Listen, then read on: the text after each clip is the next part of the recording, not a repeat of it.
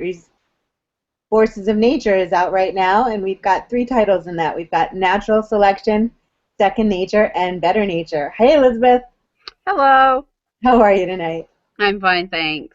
So this is what, we're up on the 2-year anniversary for this series. Is that where you've been with this lately? Yeah. And you have your 3rd book in the series that just came out. Can you tell us about a little bit about the first and second, and then tell us what the 3rd book is? Well, the series starts out with I want to say 14-year-old girl. Without the book right here, I can't swear to that, but it's just before her birthday, so it kind of messes me up sometimes. But anyway, she has got the body of a 10-year-old. She has not gone through puberty at all. She is the youngest child, and she feels she's completely unremarkable compared to her siblings. And then through the course of the book, she becomes aware that murders are happening and they start getting closer and closer to her. And she has to solve the murders all while finding out that she's not human, and Wow. neither is her family. Does the rest of her family know this? Yes, everyone is kind of in the know except for her, because the species that she is called Gaia, which is basically the Greek goddess of the earth, was one of their race. In fact, a lot of the Greek gods are actually members of their particular race, but they her mom doesn't want her to know because they had a child killed, because there's a lot of tension and prejudice in the other world, which is all these supernatural creatures. Her siblings are actually adopted demons that the mother had adopted to protect the child. Okay. And in this world, there's a lot of hatred towards demons. They're considered to be evil, and they're not necessarily evil. It's in the way they were brought up. And I kind of proved that by her 2 siblings aren't bad. So at the end of the first book, they, of course, they confront the murderer, and they wind up having to leave their home because they've been exposed. And the humans can't know about the other world, or the enforcers, which are the people who protect this world, would become involved. So they just leave their home, and they go on the run for a while, and they finally settle in Greensboro, North Carolina, right before the first book. So they're living under an assumed name, which, a little inside information here, the name Sterling that they live under when they're on the run was actually the original name from the original characters, because this is kind of a resurrected story from high school. But Oh, that you wrote when you were in high school? yes. So you've been working on this for 2 or 3 years then? Yeah, just a few. Just a few. That's cool. So what made you decide to put this out as a book? What made this story stay with you all this time, do you think? Well, it was the characters, really, that family dynamic of the 2 adopted children and the 1 natural child, and just the relationship that they have. Because I'm the youngest of 9 kids, Wow. and they're all except for 1, they're all quite a bit older than me. Okay. And so they weren't really around growing up, and I always dreamt about that close relationship with my siblings. And that's kind of what this story was for me. I was playing with that relationship with siblings. You and I have a lot in common. I was an only child, so I wrote about 5 sets of twins in click. I think as, a writer, you always want to spend time in a life that you don't necessarily have yourself. Even if Right. you don't, that's the joy of that, right? Yes. So how does your main character age, in the second book and to now, to the newest book?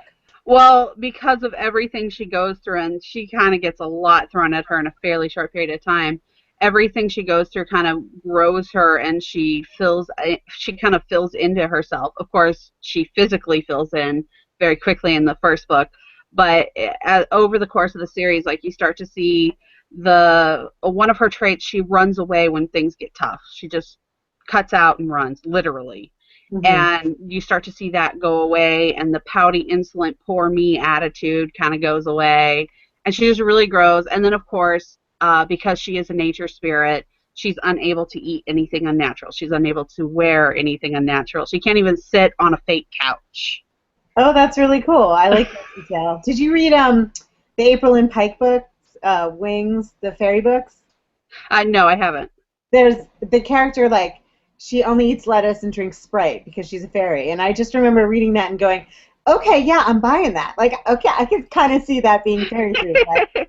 So I love the idea of a nature spirit, only being able to touch and eat natural things. That really resonates for me. So Yeah. are you a nature lover? Are you an animal lover? What do you think drove you to this subject matter? Oh, well, the funniest part about it is I mean, I've always liked the outdoors. I like to hike and stuff like that, but I also am kind of a little on the lazy side, so I don't get out as much as I should. And it wasn't a natural like for me with nature, but through the course of the book, I have gotten into it, and I'm a lot more aware of just nature. And my favorite thing to do now is actually to find those hidden bits of nature in the middle of the city. I'm so with you. We were at a water park the other day with my kids, and there was a wasp's nest, which you don't really want in a water park, like right under the Right. the kiddie sliding board. But there was a wasp. Two wasps were working together trying to drag a locust into their nest. And I must have sat there and watched them for like 15 minutes. But I was really fascinated, like you are, just this incredibly dramatic demonstration of the natural world in the middle of this very, very heavy-handed created one. Right. Yeah, So and tell me about the third book. It sounds like this came along at a pretty busy personal time for you. yeah, when I actually released, there'd been a death in the family, and so I wasn't able to really focus on the book at the time. And I really feel like it should have gotten more attention because first off, I have used beta readers to make sure this book can be read on its own. It Oh, makes cool. sense if you just jump into this one. And then it is just so far, it is my favorite thing that I've written. I just love the characters, I love the dynamics, I love the evolution of the relationships because you're really starting to see them go from being children's relationships to being adult relationships. Interesting. So how old are your characters now in this book? How old is the main character? The main character is 18 by the last book. Okay. So do you still categorize this as, I mean, you've almost gone from middle grade to YA to NA if you're going to be talking about different age Yeah. categories. Have you considered that at all, or? I've always felt that my book didn't really fit into any real age categories because, I mean, she goes from being basically a 14-year-old body to being about a mid 20-year-old body And that's within. because of what she is and who she is and how she Right. grows individually. Right. And because of that, it's always defied being defined, I guess. So, yeah, I honestly would say definitely the third book is NA. It's my first sex scene that I actually have published. Whoa. Um, but it gets a little heavy, but the first book, yeah, that's definitely why. I just no doubt in my mind that's why. The second book, it's kind of toeing the line, and then yeah, third book definitely NA. So, what do you want readers? Is this your last book in this series? Do you have more planned? This is it for the series. I will write in what I'm going to call the otherworldly novels. Oh, cool. So I'm going to start with some of the familiar characters from this series. A couple of them are going to get their own, and then we're going to branch out from there. But it's such a cool world that I just kind of want to live there a little while longer. I understand. I actually think that's great. I think it's the best of both worlds, excuse the pun, because you get to sort of complete a storyline where sometimes that last book feels a little like work, right? Because you want to do something new. Yes. Play. You get Yes, to I play. definitely had that problem writing it because I wanted to move on. I wanted to do something different, but at the same time, I wanted to finish one series before I moved on. So Right. I'm actually I've been there. I'm there right now a little bit with something new that a lot of people have some interest in, but I can't quite spend time there because you want to make yeah, sure that you have, a solid body of work, especially, I'm in the middle of my first series, just like this was your first series. yeah. So what kind of stuff do you have planned on a release schedule? Do you know yet when you might have Um, something? my next book will be out October 15th. It's called Oh, Supernova, cool. and it's actually dealing with Fae. Faith? Yes, Fae, Fae. Ah, okay. So it's a different world or is it part of this one? It's a different world. Basically, all the supernaturals in the book that's coming out are all Fae. Kind of Okay. like Lost Girl, if you've ever watched it. No, I haven't. Okay. Basically, just everything supernatural. We take some of the legends that we do know and tie it into that. Oh, that's really cool. And is it YAMA? YA. It's YA. Yeah. So was that fun to do then? A little bit of a break from the Forces of Nature series? Oh, it was actually a blast. The main character is a Lakota Sioux, which is something I've been fascinated with since I was 13 years old. So I've wanted to get into that, and I owe huge props to Christina Sir Kelly because she is Cherokee, I believe, and she has given me a lot of tips on just the having that heritage, how it would affect you in everyday life and things like that. So um, I finally got to explore that, and then on top of it, I got to uh, these characters they're going to be superheroes basically.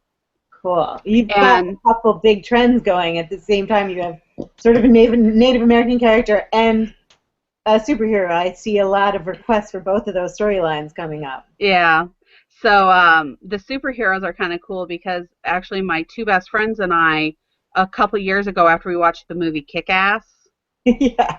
we created our own superheroes. And their costumes are my characters' costumes. Oh, I love that. And they're actual, we like created our own backstories and stuff, and I incorporated as much of that as I could into the story. So this year for Halloween, we're all going to dress up, and I'm going to actually use those pictures as promotional stuff. Oh, that's going to be so fun. I thought so. Yeah. So that's going to be a big departure for you then. Are you excited about the differences? Do you feel like there's completely different things to talk about? Yes and no. I mean, it's still urban fantasy paranormal kind of story, but at the same time, yeah, it's completely different. But there's still a lot of the same elements because she is Lakota. The main character is Lakota, so there's still that somewhat tie to the earth. She's also she's what do I call it? Star Dancer is the name of what she is. Obviously, I made up my own stuff with this one a lot, Right. but she gets powers from the stars, quite literally.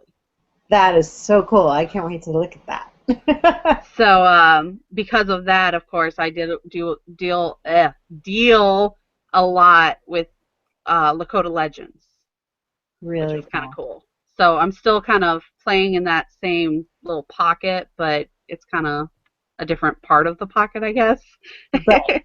Well, no, I mean, I think that there's a lot of similarities between the Native American legends and the Greek gods and goddesses. In a strange way, they all come from the same place. Everybody's trying to explain why we're here.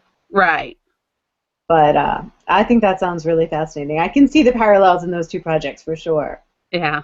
Even though they sound different. So, basically, I just am really excited to talk with anybody else who's really inspired by the different things around them and nature. Do you find yourself talking about the natural side of your projects a lot, or do people focus more on the romance and the character involvement and that type of thing?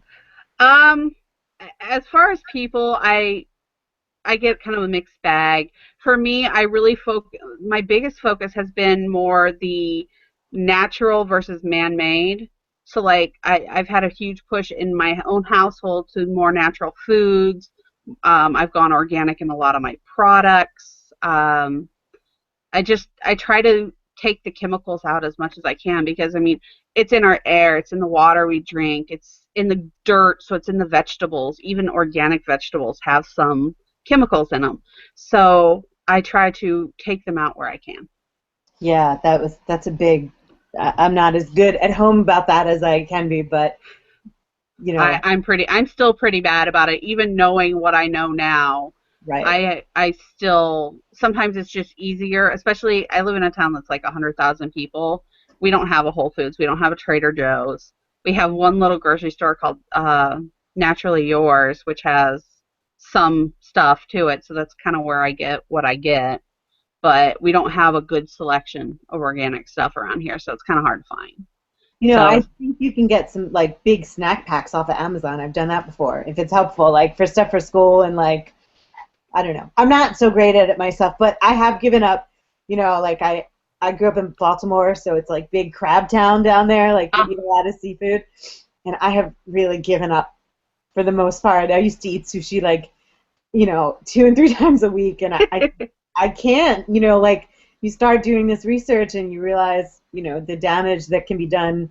In my case, to dolphins from, big tuna fishing, and then you start to realize like the kind of murky soup that we're all swimming in from the water and how much mercury is in fish. And I really, my parents are really disappointed that I won't eat crabs. I won't eat crabs this year, and I didn't eat them last year, and I'm not really sure that I'm going to go there again. So Yeah. it can be, it's good to learn what's going on out there, but yeah. Yeah, that one wouldn't be a problem for me. I'm allergic, so. Oh, well, there you go. So shellfish is off for you. Yeah. But for me, I mean, it was a pretty big part I can of my life. imagine. So for me, the thing I've done best with is I gave up soda. That's cool. I have recently. Yeah, I've recently started. I've got a Soda Stream, and they Oh, have a naturals line, and they have a delicious apple mango. Oh, yeah.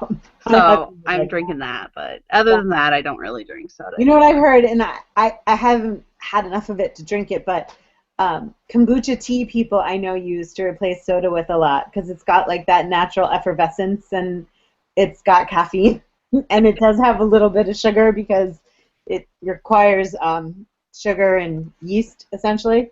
Yeah. Something like that. I don't know a lot about it. I wrote an article about it once, but I still don't really understand.